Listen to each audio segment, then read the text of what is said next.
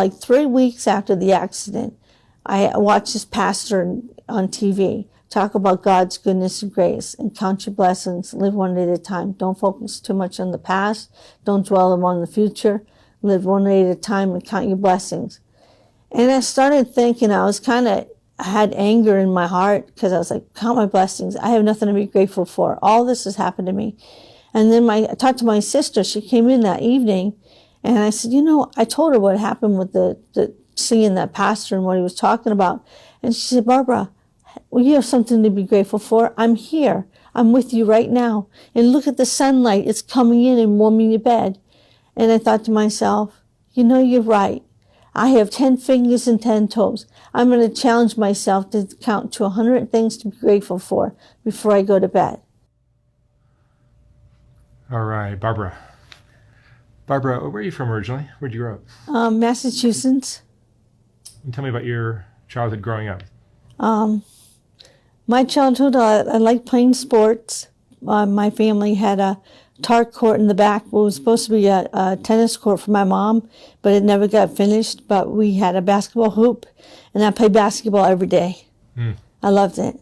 I ended up going to college and get a basketball scholarship at Manatee Community College. That's great. How was your childhood in general? How would you describe it? Just like everybody else, I guess. I enjoyed playing outside. We had a big backyard. We were close to family.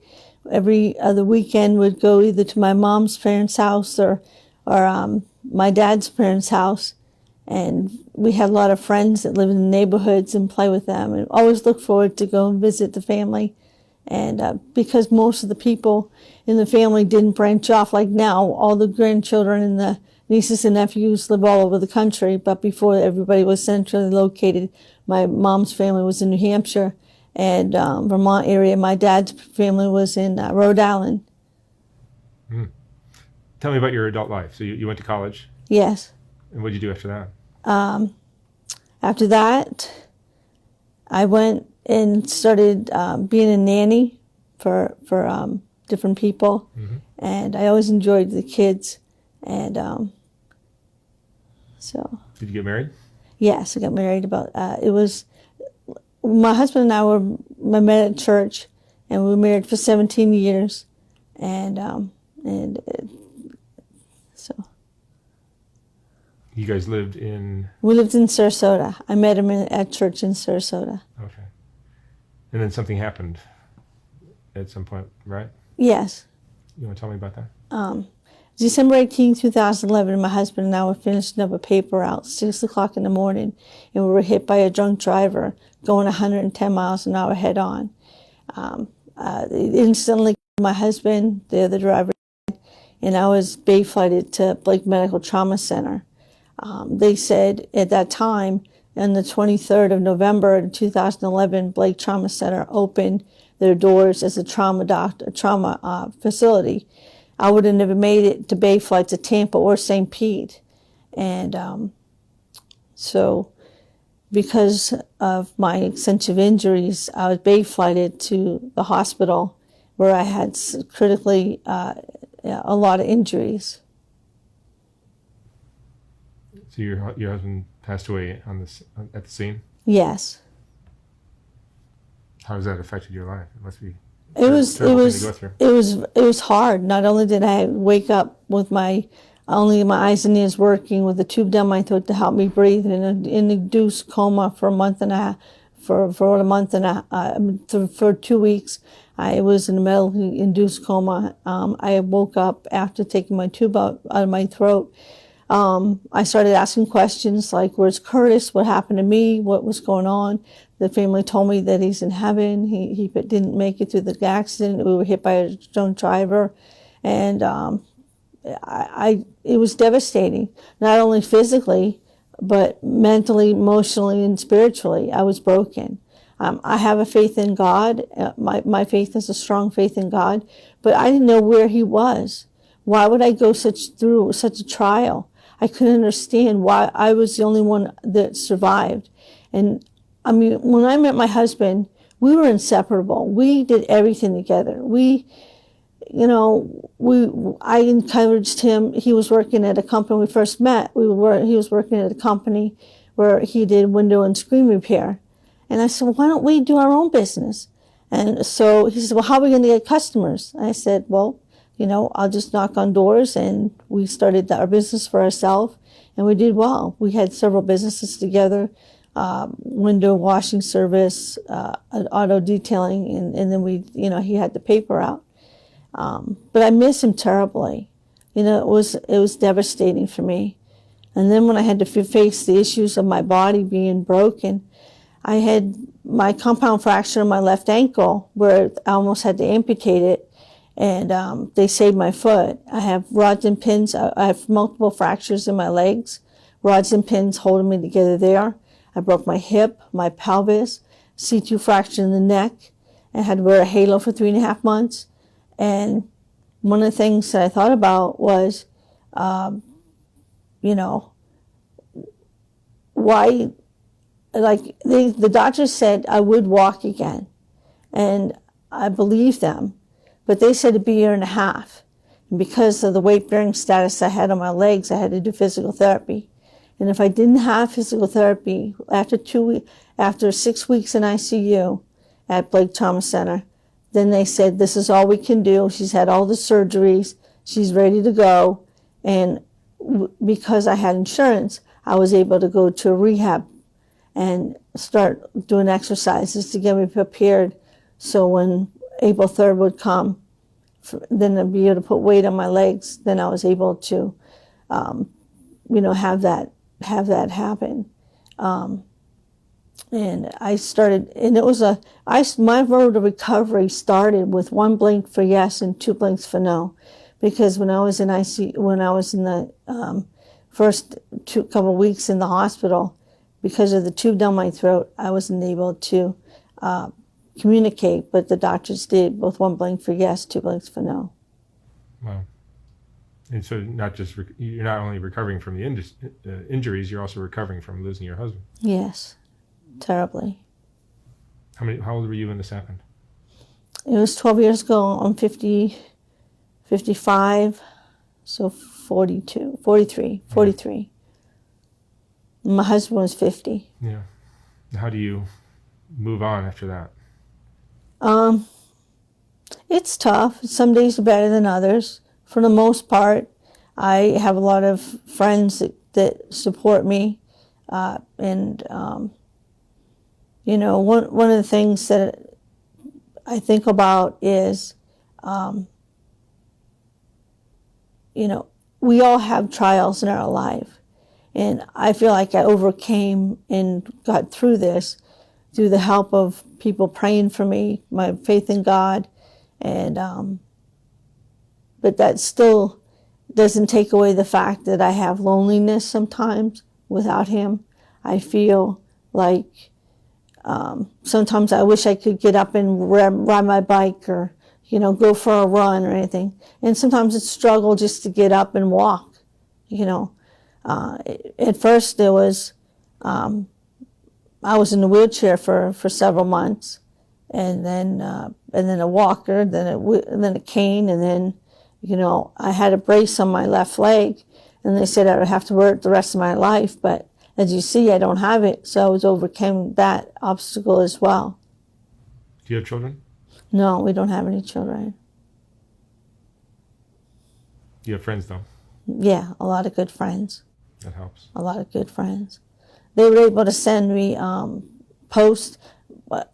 emails at the hospital, and that was encouraging because the candy striper would come up to my room and say, "Oh, you had an email come in today," and I said, "Can you read it?" Because of course I can't read it. I can hold anything because my hands are broken too, and so she'd read it to me, and it was such encouragement. I'd get encouraging words of how good I'm doing. They're proud of me. They're praying for me, Bible verses, and able to really feel like they care, and they care about me, and they even filmed me and played it live at church, and I was able to talk to them. Did you find it difficult to continue believing in God after something like this just randomly happens? Yes, and I'll tell you, after like 3 weeks after the accident, I watched this pastor on TV talk about God's goodness and grace and count your blessings, live one day at a time. Don't focus too much on the past. Don't dwell on the future. Live one day at a time and count your blessings. And I started thinking, I had anger in my heart because I was like, count my blessings. I have nothing to be grateful for. All this has happened to me. And then I talked to my sister. She came in that evening, and I said, I told her what happened with the seeing that pastor and what he was talking about. And she said, Barbara, well, you have something to be grateful for. I'm here. I'm with you right now. And look at the sunlight. It's coming in and warming your bed. And I thought to myself, you're right. I have 10 fingers and 10 toes. I'm going to challenge myself to count to 100 things to be grateful for before I go to bed. And I did. I challenged myself. It started to change my heart. Not only did I have despair and darkness overwhelm me, but I started to have a grateful heart. And I felt like I can do this with the help of others, whether it's the therapists, the doctors, the nurses. I can help it with my friends in the prayers that they've been giving me. I can get through this, and I will. And I will walk again. They said I will walk again, even though I said 1.5 years, but I was walking in 3.5 months. And I still had to be in the wheelchair, but I was still walking therapy and around the unit and everything. Yeah, and your now deceased husband would want you to feel that way. To recover like that. It's funny because one of my girlfriends, when I was first I was moved down to the 4th floor for like the last week of my stay at Blake, and my sister said, "Oh, don't talk about Curtis, don't talk, and don't get her upset." Well, when they came in to see me, I said, "Guess what?" And they go, "What?" I said, "I bet you Jesus got the best bass for Curtis up in heaven, and not only is he playing the bass for the praise team up there, but he's taking care of the animals because he liked iguanas, snakes, turtles, gerbils, cats, and any type of animal. He loved them, and I'm believing that he's taking care of the animals in heaven." You get depressed at times over this, I'm sure. Yes, I do. You get lonely? I have a lot of good friends that I can call, and right now my mom is needing more help around the house. She's just, someone has to be with her all the time. We have to do that. And it gives me a sense of purpose, and I'm a volunteer for a lot of ministries in Sarasota, Angel's Attic, my girlfriend's ministry, Ladies Grace Bags, and I help. And this helps feed and clothe the homeless, Ladies Grace Bag Ministry. And I do that. And of course, just learning. I like to learn new things. I like to go on YouTube and learn new things. I learned how to make journals on YouTube. And what I did is I designed 150 journals: dolphins, cross, birds, fish, hearts, doves, angels. 150 journals from my pastor. So when on her Facebook page, on her Amazon page, she wrote a book, and then now she has 150 journals on there, and I helped make that happen. And I really like the challenge of learning something new, and so it's always interesting to find something on YouTube to learn. There's just that gives me passion. It gives me helps me get focused and learn, learn more. It's great that you were able to rebuild your life so nicely. Yeah. What is your view of alcohol being readily available to anyone over 18 or 21? 21. Anywhere in the country, because it's still a dangerous drug. Yes, it is. And now that there's how do I feel about that? I kind of feel that if it's done, something, I never really thought of that, what you're asking me, how do I feel about the drinking? I had to forgive the people in that were there at evidently the driver who hit us, he was at a party and he was leaving at 6 o'clock in the morning. He headed home. And I feel bad for the people at that party letting him drive, because not only did they lose a good friend, but he caused this accident, hitting us head on 100 miles an hour. He was under the influence of drugs and alcohol. It's sad. A lot of this goes on in the world, everywhere. It's not just America. It's all over the world. And, all I can say is I forgave him, and because the resentment and the anger in my heart for losing my husband was strong, and it was hard. But I started just counting my blessings. And whenever I had those negative thoughts, I would dismiss it and say, that was in the past. Now I have a future. And I don't want my future to be something I'm dwelling about what happened in the past. I wanted my future to be something where I could just grasp and realize that, yes, God loves me. Even Jesus had to go through a hard time for us. And just think of that in itself. All the things that he had to endure. And so I wouldn't wish this on anybody. If I can discourage that one person to say, hey, you know what? He can't go where he needs to go right now. He has to take those keys and hide them. We don't want to kill our friend because we're going to feel bad in the end. If those people, and I know somebody had a conviction in their heart saying, I shouldn't have let him drive. I was the one that was supposed to be the designated driver, and I didn't let him drive. I know conversations like this happen at parties. In some parties, it's just been everybody's out of it. But I feel in my heart that somebody was there saying, I should have took his keys. Look at what happened to that poor lady, lost her husband. She's in the hospital, it just is, it's getting, it happens. Yeah. It happens a lot.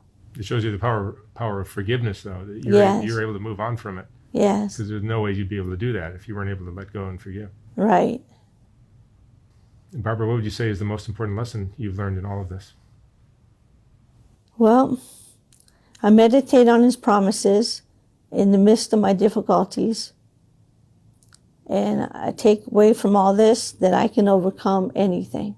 Any trial I have in my life, I think to myself, it's not as bad as what I went through. I might be going through a tough time, whether it's, worrying about my mom or worried about I've had friends have heart attacks, other friends that were in car accidents, other friends, and just realizing that being able to be grateful, have a grateful heart. It's just life-changing. Literally, when you count your blessings and try to come up with 100 things to be grateful for, it changes your whole mindset, because you're out of a desperate and despair and hardened and anger viewpoint turns into something positive, turns into something where you have ability to be grateful. Because if you have that grateful, and I'd lived 1 minute at a time at times, 1 minute. When they had to do my therapy and my hands they broke both my hands. Now this finger is healed, didn't heal as well as the doctor wanted it to. And, but I can do that. I can do that. I tried so hard to make that go straight. I tried so hard for a long time, but it does its own thing. And the doctor says, we can fix it. And I thought, what are you going to do? And we have to break it. I said, no, thank you. I need my cane. This is my hand cane, the hand that goes on the cane. I need this right now. And I said, whenever you're ready. And I said, I don't think so. That's a reminder to me of what I overcome and what I'm able to accomplish in my life. And overcoming all this adversity and this hardship and sadness, I just feel so blessed. I looked down and it really was pulled from one side to the other. And that's where my foot was. I had one, when the doctor was releasing me, after all my, Dr. Alan Valladay, he had all the doctors in the area, my hand doctors and my legs and everything. I only had to go to his office for my x-rays. And he would send them out to the other doctors instead of going to Tampa, St. Pete, all these other places. And I asked him, I said, did I almost lose this foot? Because the scar is from one side all the way to the other side. And he said, you did. And I'll tell you the story. You almost lost your life a couple of times, Barbara. You're a survivor. And he said to me, when you came in and at the accident, we had 2 doctors on each hand, a doctor on each leg, and a doctor on the spleen. Well, Dr. Kimball said, Dr. Valladay, I need your help over here. This is not going well. We're going to lose her. He says, if I don't do this on her foot, she's going to lose her foot. So Alan Valladay went off of my right leg and put a halo on my second leg, tried to make it so it could happen, come back, and then Dr. Arthur Valladay came with Miss Dr. Kimball and got my spleen under control. And it was so serious, he said he never had that type of surgery that he had to do to be a part of, but that was a new beginning for him, because now he knows that he can do it too. And so I just think to myself how fortunate I am to be able to walk, be able to have a grateful heart, be able to share my story. Somebody out there is going through a tough time right now. And I know it. I feel it. It happens to everybody. And if they can get out of this story, how they can overcome through your prayers of others, through praying for your own self and well-being, but just to realize that everybody has a lot of different situations that happen in their life, good, some bad, but we can move on. We can move on, get through things. With God's help, He can do it.